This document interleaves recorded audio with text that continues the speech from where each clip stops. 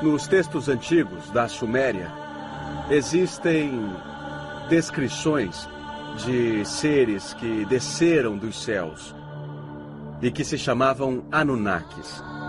A palavra Anunnaki significa aqueles que vieram dos céus. Ela diz, literalmente, que esses seres desceram dos céus em veículos voadores. E nós encontramos descrições e também imagens dos Anunnakis. E podemos vê-los em estátuas e em gravações.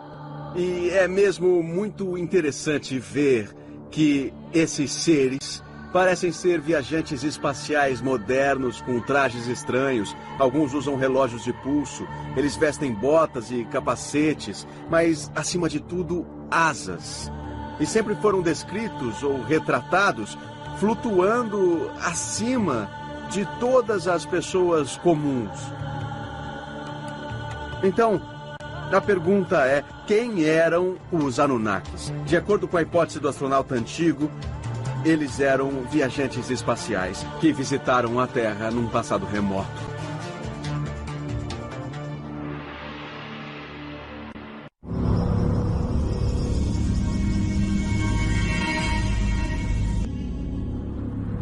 Estendendo-se dos Andes até o litoral leste do Brasil,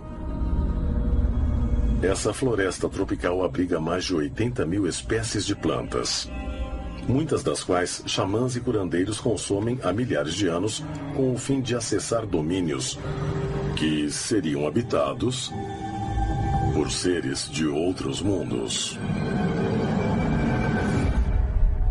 Na Amazônia, uma das funções do xamã, além de ir para o outro mundo e falar com os espíritos, é encontrar plantas aqui mesmo na Terra que possam curar os membros de sua tribo.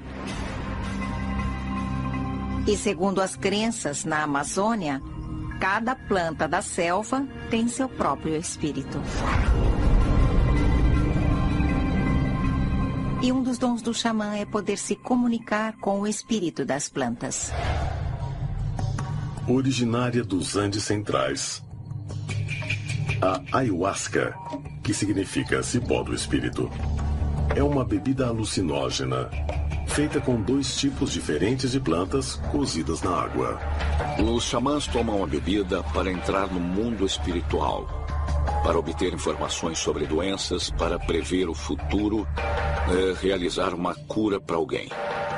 Sabemos parte da história da ayahuasca porque arqueólogos encontraram artefatos na floresta que datam de 3.000 anos e meio ou 4.000 anos.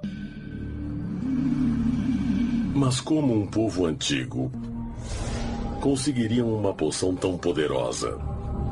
Segundo a mitologia do povo Achuar da Amazônia, os ancestrais não descobriram a fórmula sozinhos. Foram guiados por seres extraterrestres.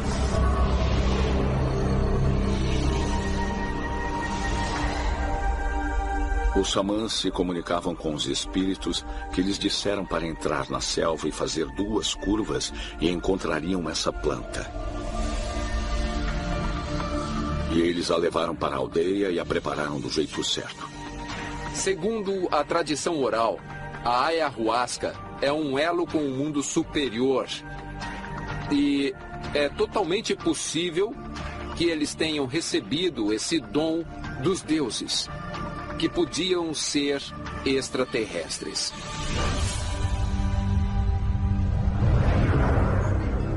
Se o mito dos Achuar sobre como seus ancestrais descobriram a ayahuasca for verdadeiro, eles podem ter sido guiados não por espíritos, mas por seres extraterrestres. Seres que se comunicavam com eles em outro plano da realidade. Em vários casos, essas entidades inteligentes disseram mais ou menos o seguinte: estamos felizes porque descobriram essa tecnologia. Agora podemos nos comunicar com vocês. Talvez eles sejam habitantes inteligentes de outras dimensões. Por que tantas pessoas relatam experiências? Pode fornecer acesso a outra dimensão? Alguns xamãs acreditam que plantas como a ayahuasca têm origem extraterrestre. que vagaram pelo espaço como esporos e vieram para a Terra em cometas e começaram a crescer aqui. E talvez tenham até um propósito, talvez sejam meios de comunicação com extraterrestres. É possível que alienígenas tenham dado aos antigos a receita dessa potente poção como meio de transmitir poder de cura aos xamãs? E nesse caso, o próprio âmago do conhecimento humano sobre medicina pode ter vindo de uma fonte extraterrestre? E para provar isso, apontam uma cerimônia similar praticada todos os anos pelo povo Kayapó, índios brasileiros. Há muito tempo, Bep Kororote apareceu descendo dos céus. E quando ele aterrissou, havia muito vento, a terra tremia, se sacudia e havia muito barulho. A aparição de Bep Kororote é cultuada até hoje. Na verdade, é o pajé da tribo que veste um traje de palha. E o traje de palha é incrivelmente parecido com uma roupa moderna de astronauta. Os Kayapós recordam a roupa muito especial que o alienígena usava, que na verdade envolvia completamente o corpo.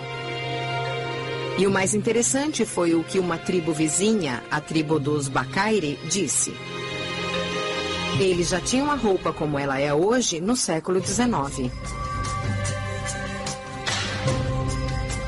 Mas para os Kayapós, a festa de Bep Kororote é apenas um meio de relembrar a antiga visita de um ser extraterrestre.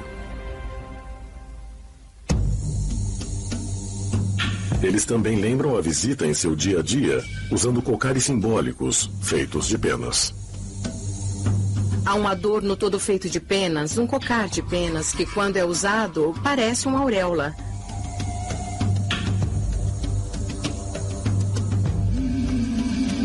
E as penas representam nem mais nem menos do que o espaço sideral.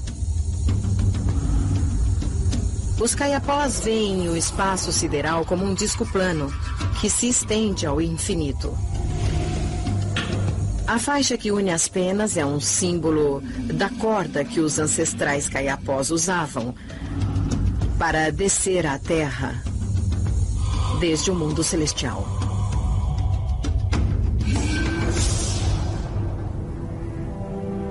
Poderia o ritual Kayapó no Brasil ter sido inspirado por uma visita extraterrestre? Talvez a resposta esteja no exame de uma cerimônia ainda mais tradicional e realizada até hoje, e para um público de milhões de pessoas no mundo todo.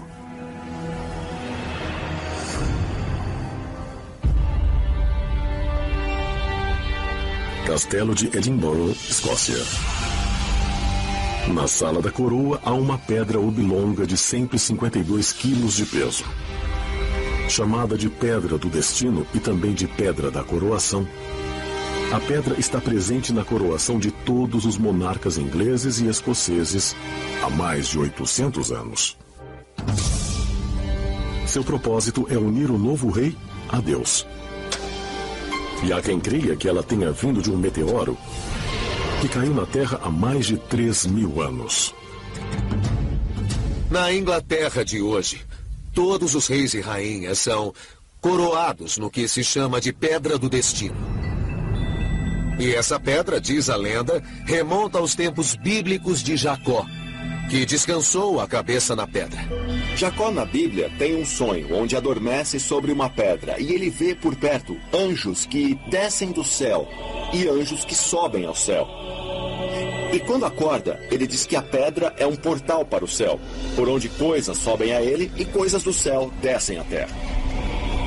A pedra tem sido vista como o pilar do mundo, o ponto de ligação entre o céu e a terra. É como se os ingleses reforçassem sua própria crença de que a abadia de Westminster é o pilar do mundo. Puseram a pedra sob um trono bem na frente do piso cosmate da abadia. E nesse piso, há círculos e redemoinhos e linhas que representam o universo como um todo. E o monarca se torna o que se chama um cosmocrata. olhando não só o que se passa na Terra, mas também nas estrelas e no céu como um todo, por estar sentado em um trono. Será a antiga pedra um mero símbolo do rito divino? Ou ela já conteve em algum momento algum poder estranho e desconhecido? Na história registrada, os rituais de coroação incorporaram dispositivos como a Pedra do Destino como meio de ligar o novo rei com seres superiores, além de nosso mundo. O que é uma coroação, afinal? Bem, é a ideia de que o monarca personifica algum tipo de consciência cósmica, algo que é divino. A ideia fica muito clara quando vista pelos olhos das velhas tradições dos mikados japoneses.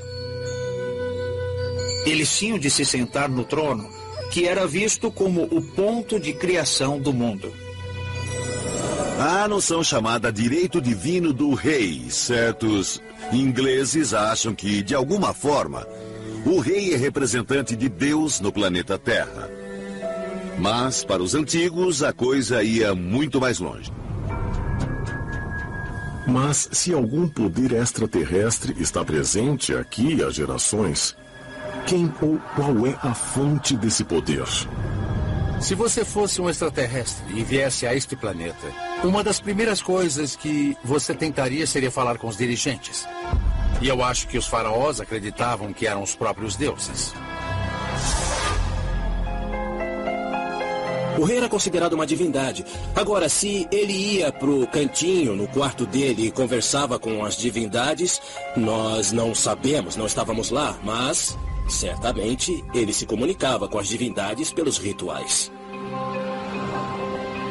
Além da Pedra do Destino, outro símbolo ritualístico que aparece na maioria das cerimônias de coroação é o cetro.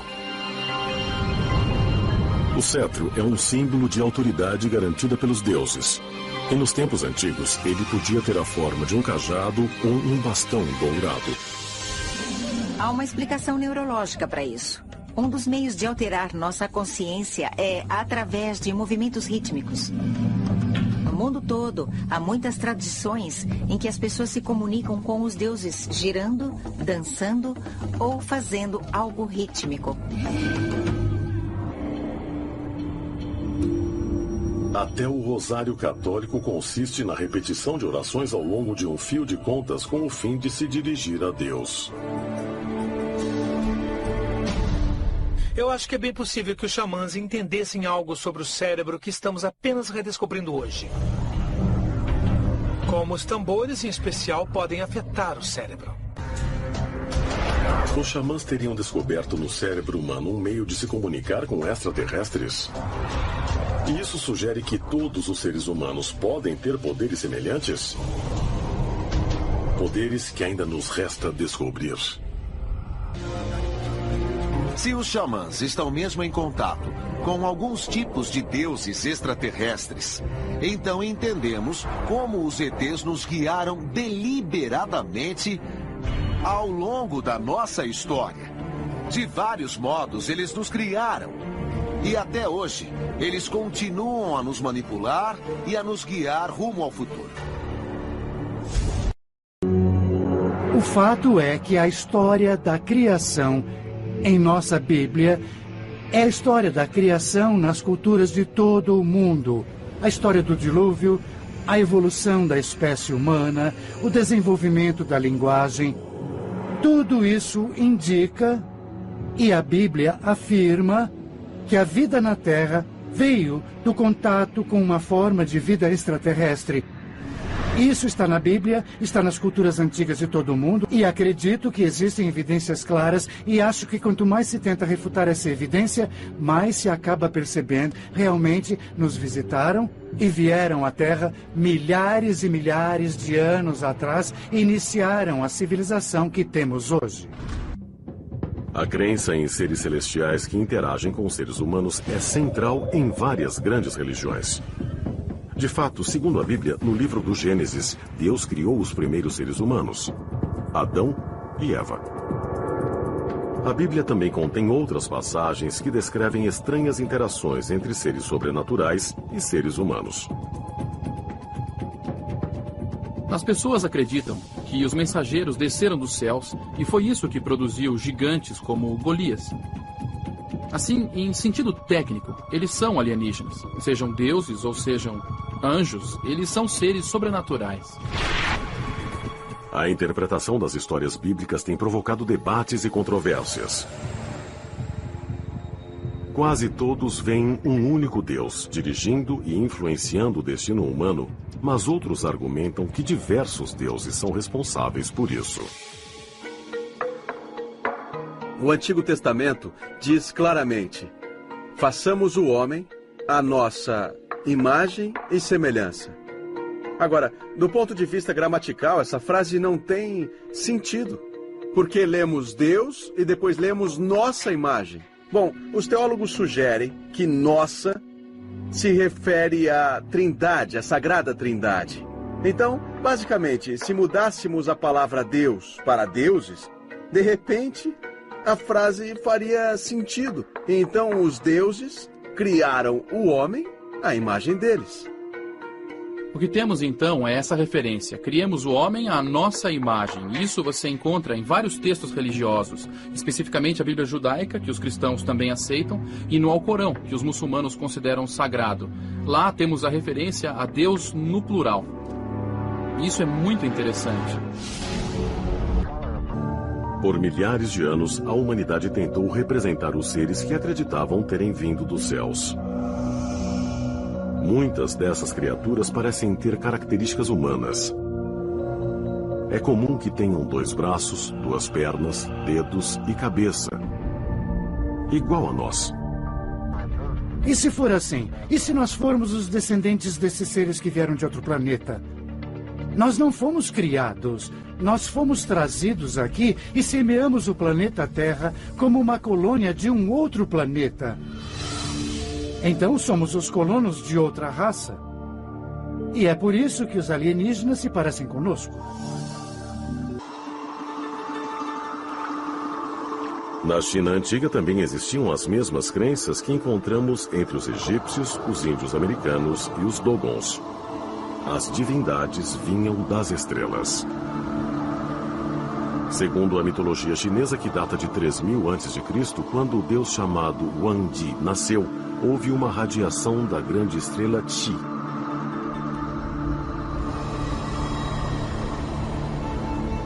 Depois, Wangdi saiu da barriga de um dragão que soltava fogo e se tornou o primeiro imperador da China. As origens do povo chinês Han começam com a história de um grande deus que olhou para baixo com empatia. Aqui, as pessoas eram pobres, em um país belo e rico, com uma linda paisagem. Mas as pessoas sofriam. Ele se apiedou e decidiu vir até aqui.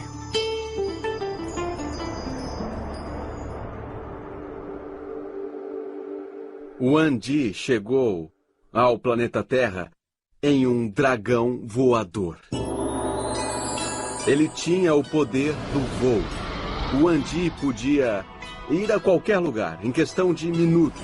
E geralmente fazia isso montando em seu dragão e voando para lá. Essa energia divina tornou-se humana e foi um grande líder, o Imperador Amarelo, que governou e uniu o povo, e houve um período de grande prosperidade, até que seu trabalho terminou.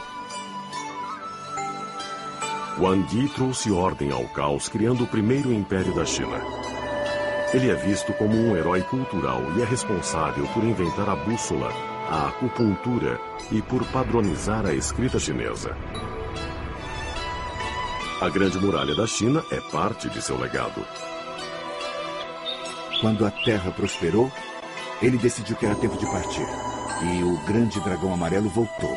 Então ele entrou na barriga do dragão e partiu para sempre. Agora, será que esses dragões eram dragões de verdade, de natureza biológica? Ou eram algum tipo de máquina que não foi compreendida. Porque, como todos sabemos, os dragões sempre estão ligados com soltar fogo e muita fumaça. Quando vemos um foguete moderno decolando, sempre há muita fumaça, que às vezes é amarela, às vezes é vermelha. Então é muito bizarro que haja essas correlações entre a antiguidade e os tempos modernos. A mitologia é o esforço para apreender o que não podemos, a fim de entender o que está além de nós. Nos ensinamentos orientais, os dragões muitas vezes carregam pessoas. Algumas vezes nas costas, outras dentro da barriga. Então, se pensarmos neles como o esforço de um poeta para explicar um veículo que lhe era estranho, eles parecem ser discos voadores. Pode ter sido um problema de tradução, porque se trata de uma palavra que tenta descrever algo que é difícil de compreender.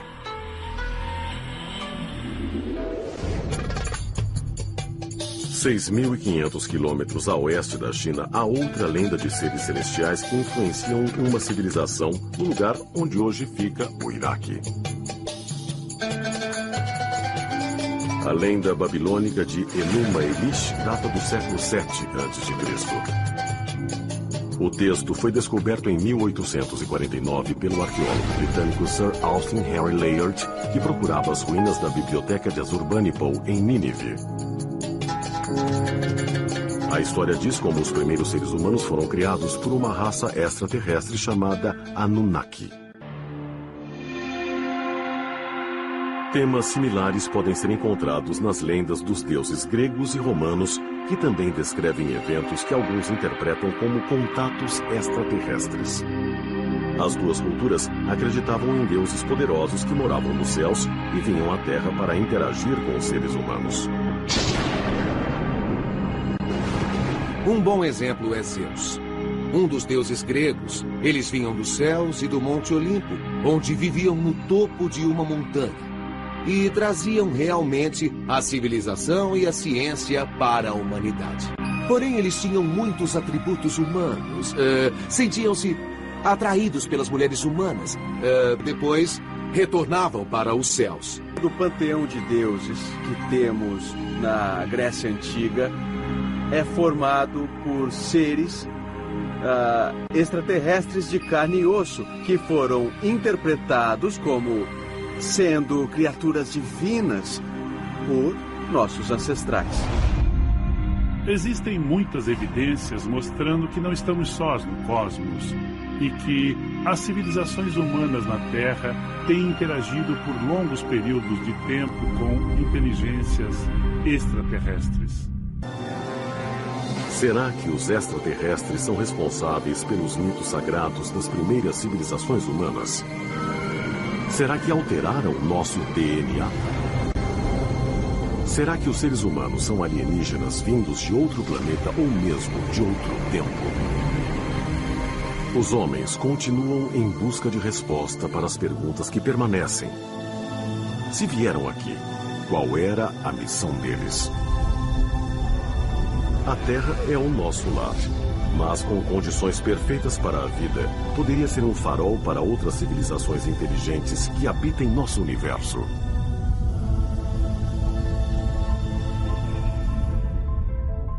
Eu acho que existe vida simples, como bactérias e micróbios em outros planetas. Acho que vamos encontrar isso. E quem sabe, talvez um dia encontremos algum outro planeta que possa sustentar a vida, no qual as pessoas tenham evoluído por um longo período e onde elas também olhem para as estrelas, pensando se existirá alguém lá fora ou se estão sozinhas. Qual pergunta mais importante podemos fazer sobre nós e nosso lugar no universo? Existe vida em outro lugar do universo ou somos só nós? Eu acho que essa é uma das perguntas mais fascinantes e somos afortunados por viver em um tempo em que podemos estudar essa questão cientificamente e realmente tentar obter respostas. Podemos chegar à conclusão de que algo muito estranho está acontecendo neste planeta. E também, se estiver vindo de fora deste sistema, então somos visitados por algo que tem alguma inteligência por trás. Eles gostariam de nos ver evoluir, sabe? Eles são grandes mestres, grandes avatares. Eles são grandiosos e nós também. E precisamos aproveitar todo o nosso potencial. Precisamos mesmo aproveitar todo o nosso potencial em todas as pessoas. Hoje, ainda estamos vivendo como se estivéssemos sozinhos no universo. Enquanto centenas e milhares de pessoas veem artefatos estranhos pelos céus há 5.000 anos. Então, de certa forma, a ideia de que os antigos alienígenas finalmente cumpriram um ciclo completo até o século XXI mostra uma verdade que os governos reprimiram no século XX. Isso é muito irônico. Há muitas teorias diversas e conflitantes em torno da ideia de que astronautas alienígenas visitam a Terra há séculos.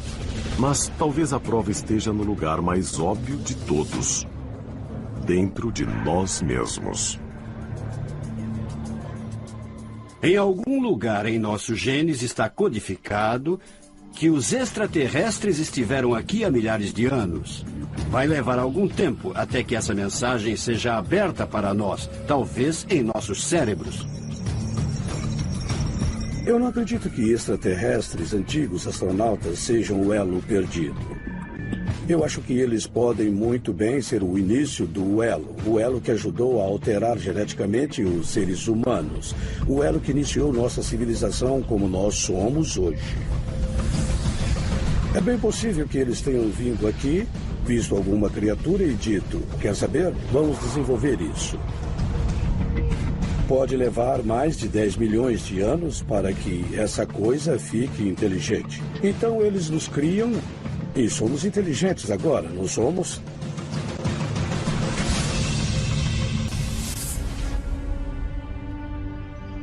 Só porque nós não podemos viajar de uma estrela para outra, isso não quer dizer que outra sociedade mais avançada também não possa. Eu acho que somos muito arrogantes ao dizer, como não podemos fazer isso, outra civilização mais avançada também não pode. Então, sabe, temos que parar de nos considerar como o auge da criação, porque não somos.